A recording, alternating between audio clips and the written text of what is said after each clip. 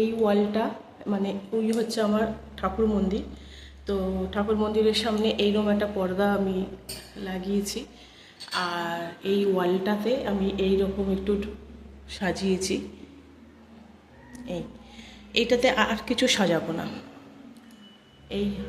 এইগুলো সব মিশো থেকে কিনেছি। আর এইখানে একটা ওয়াল হ্যাঙ্গিং বলো ওটা, আর এই দুটো লাগিয়েছি।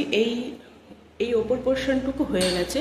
আর ওই জায়গাটা ওই তিনটে বার্ডস ঝুলিয়ে রেখেছি, কারণ এই পর্দা দেওয়া যাবে না, কারণ এইখানে ইনভার্টার মেশিনটা আছে।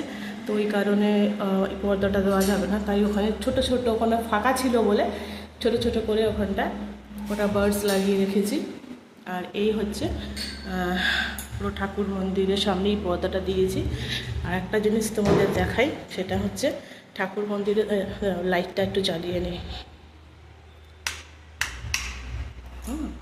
আর এই ঠাকুর মন্দিরের সামনে এই দুটো মন্দিরের ওয়ালে ঝুলিয়েছি। আর এই হচ্ছে একটা আর্টিফিশিয়াল ট্রি। আপাতত এই রেখেছি।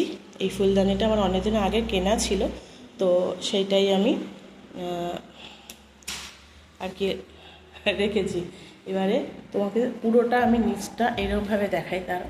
এই দেখো, এই ওয়ালটা হচ্ছে এইরকম। তবে আমার একটা জিনিস ভুল হলো, এই ওয়ালের কালারের সাথে না গোল্ডেনটা মনে হয় ঠিক ম্যাচ করছে না। এটা যদি সিলভার কালার কিনতাম বোধহয় ভালো ম্যাচ করতো। তো কেমন হয়েছে একটু জানিও। এই হচ্ছে পুরো ওয়ালটা, পুরোটা দেখা যাবে। বৃষ্টি নামলো কি জোরে। আর এখানটাও আমার তিনটে ফটো লাগানো হয়েছে আর কি। দেখাই কাছ থেকে।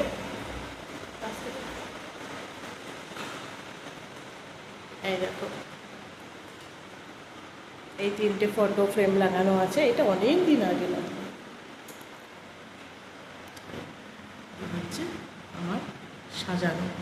তো চল, ভালো থেকো সবাই, টাটা।